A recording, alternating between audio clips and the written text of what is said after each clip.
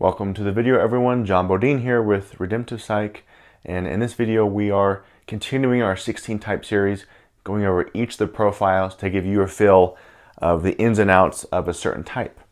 Today we're talking about the ISTJ.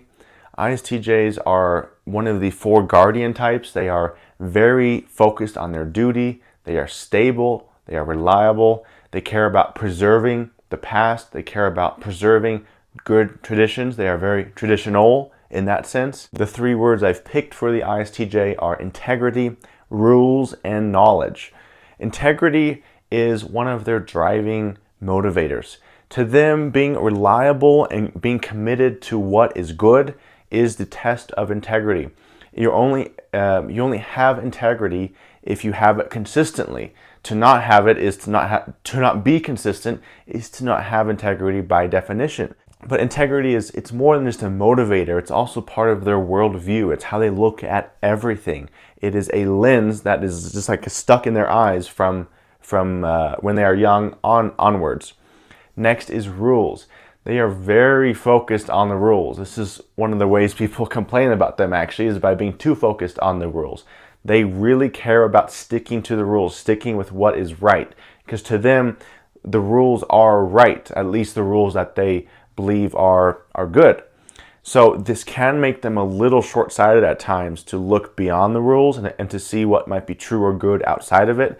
But it is also part of their consistency and their ability to produce quality results. This is what makes them very reliable in their work, for example, is by being committed to following the rules no matter what. And third is knowledge. They care a lot about acquiring and preserving knowledge. They are kind of like the librarian. A lot of librarians are ISTJs because to them, preserving knowledge, preserving history, knowing history is vital to living a good life and to securing a better future for others. Because even though, as we'll talk about in a moment, they are a little worried about the future or quite worried, they believe that knowledge and having the right knowledge and the right information will not only help themselves, but help other people not fall into the ditch in the future.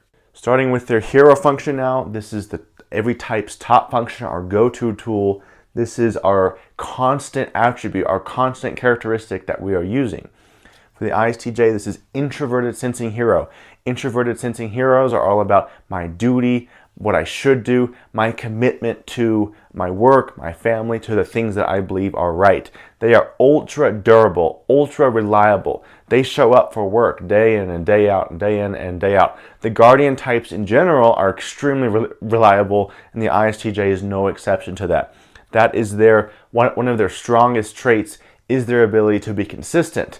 And it's also what they give not just to work, but also in their relationships. They provide that stability and that constancy for other people. They are the rock, the immovable rock at times that other people can feel more relaxed by and be stabilized by. ISTJs also like a good experience. They are aware of their experience. They are aware of their body. They are aware of how an incoming experience affects them.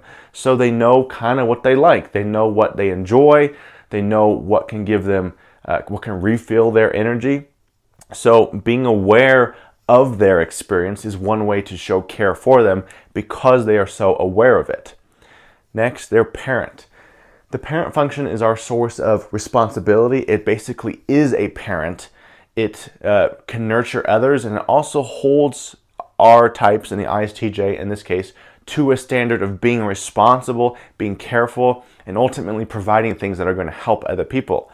The parent for the ISTJ is extroverted thinking. Extroverted thinking is about perspectives. It's about knowledge. It's about rules. All those things are tied into extroverted thinking. This is one of the things that makes ISTJs really good lawyers, for example, because they have this capacity to be impartial, to look at the perspectives separate from each other, and to be as unbiased as possible in understanding those different perspectives and seeing why they are that way. Now, with extroverted thinking, it's also gathering. They gather the knowledge, they hold the knowledge, they gather the rules, they know what the rules are through extroverted thinking, and they are responsible with that knowledge and with the rules. This is also what makes them good teachers. A lot of ISTJs are math teachers or history teachers. all kinds of teachers really, but especially those, because the way that they give back to people is by shaping their minds with knowledge and challenging them with different perspectives and showing them how to get the right result every time, such as in math, right? So it's imparting knowledge and challenging other people's thinking with different perspectives and different research. Next is their child. The child is the source of our innocence, naivety, and our renewing energy. Using the child is an energizing experience for all of the types. For the ISTJ, their child is introverted feeling. Now, ISTJs often look kind of detached and blunt and direct and focused on what they should do, but underneath that, they're actually quite moody, and they are quite, they have this emotional depth, they have this moral depth. All three of those things, the emotions, the investments, and their moral code is sourced from the child. So their ability to be impartial is actually quite impressive because of how much depth and how much richness of feeling and care is within the child. They also love to give to other people, to invest in them, to help them, because the ISTJ understands that they are valuable and that they are worthy, and they can share that with other people. This also makes them pretty good at showing gratitude and showing appreciation and showing encouragement. ISTJs can be very encouraging. They like to actually help people move forward and push them forward. And the child is the big way that they do that. Next is their inferior function. The inferior is the place where we are most prone to anxiety and insecurity and vulnerability. For the ISTJ, this inferior, their inferior is extroverted intuition inferior. It's basically an anxious relationship with what's possible. They look at the future. They are aware of many of the ways things could go wrong. This is one of the reasons they're very careful, because they see maybe 10 or 20 or God knows how many things that could go wrong and how they could go wrong. So they have an anxious relationship with what's to come. They're also anxious about not being desired or chosen or wanted by other people. This is one of the reasons they are so reliable, is because they want to be wanted. It's very difficult for them to process the not being wanted or feeling not included. So it's a duel of what is your relationship with the future, and then what is your relationship with being wanted and being desired. This is a very, very sensitive spot for them. However, it can also be a source of it's almost like a warning sign where they watch the future and they impart these possibilities onto other people, and they help them prepare for it.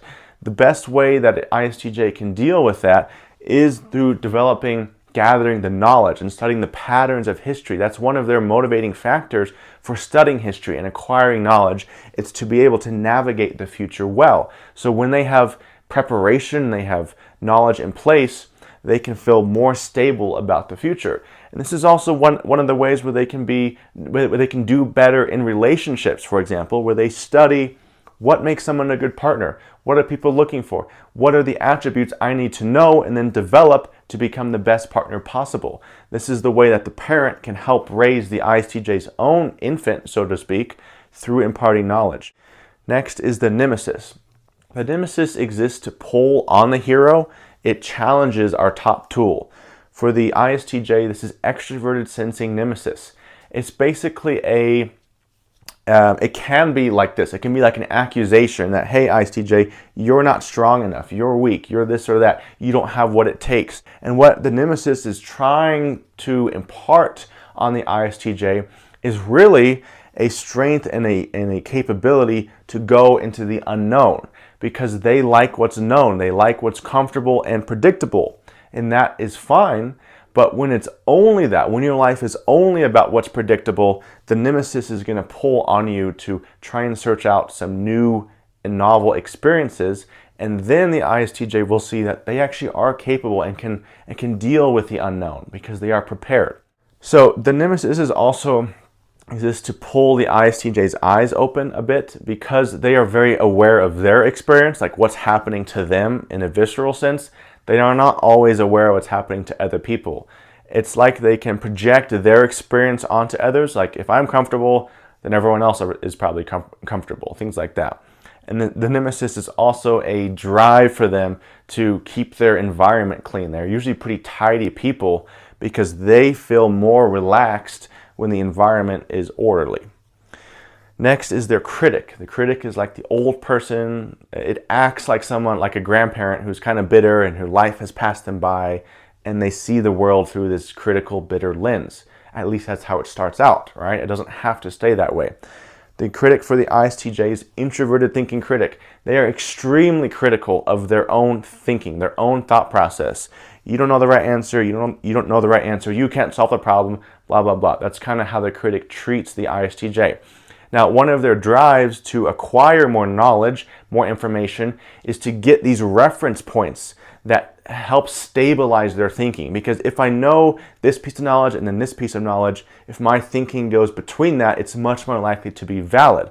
But they are very critical of their own thinking, and that can extend outward where they see people being reckless with their thinking. They're like, I am so constantly against myself for my thinking, and you just are very reckless with it. So it can be a way that they basically get angry at other people when other people are not as careful, not nearly as careful as they are. Next is the trickster. The trickster is the place where we kind of feel like we understand it, but we actually don't, and it's kind of confusing. The trickster for the ISTJ is extroverted feeling trickster. This is social norms, social awareness, how other people are feeling. ISTJs often have this experience where they're part of a group or an organization, and they don't understand why people treat them certain ways, or maybe they don't get like what the in-group has, the social dynamics. They have a hard time sensing. They are very aware of the perspectives and the status of other people, and they can struggle to sense those more dynamic social rules that frankly are pretty arbitrary, but they are not super aware of them. So by realizing that the way they feel and the way people think is not necessarily the same thing as these untold social rules and social expectations. So that can be a weak spot for them, where they can kind of embarrass themselves at times by violating untold social rules. So once they become aware that they're not super aware of those social norms and how other people feel, they can start to recognize some situations where they might have embarrassed themselves and take a step back and go more slowly through it. And lastly is their demon. The demon is the source. It's this repressed attribute that we are not very aware of, at least especially when we're young. When we get older, we tend to become a little more aware of it. But it's also a thing that kind of creates damage and creates havoc the less aware of it that we are. For the ISTJ, their demon is introverted intuition. They don't really have a sense of their own agency in their future. It's a struggle for them to feel like they have a choice. Introverted intuition is about my future, my path, what I will do, what I want. They don't really, it's not that they don't allow themselves to want things exactly. It's more that they don't believe they have the capacity to want things. And they really struggle with feeling like they can struggle with feeling like they're a slave to other people's desires or what other people want, because they're usually pretty agreeable to put their attention and their labor towards things that other people want them to do. So the issue here arises when they are actually doing things that they wouldn't actually agree to if they had more of a sense of choice. Now, a lot of those things they would be fine with because they want to help other people, but there are some things that can quietly build up the ISTJ's resentment, sometimes unconsciously, because they're actually not really on board for some of the things that they feel obligated to. So to give space to this, it's about recognizing, okay, what are one thing or one or two things that I want to do? Maybe these are recurring occasional dreams or visions that the ISTJ sees for themselves. Maybe it's an experience that they want to have. Maybe it's a skill that they want to acquire. It's not to say that they have to become this whole different person where it's all about them and their future, but to realize that your ability to give good choices to other people and to warn them is in somewhat proportion to your awareness and your desire of your own future. If I want something and if I'm pushing towards something, it actually equips me with more clarity of the future around me for other people. So in other words, if you want to free other people and help them have a better future, you have to have a stake in the game too and have some things that you are actually going towards too. The ISTJ is one of the most reliable and integral types. They really care about their values and what they believe is right and wrong. As they expand and as they grow, they start to realize that the things they really thought were important, that there's more nuance to them, and it actually makes them better mediators and better adjudicators within their line of work. And those phrases, though it's more about court, they are that way across different dimensions of life. So hope you guys enjoyed. That is the ISTJ in short, and I'll see you in the next video. Bye.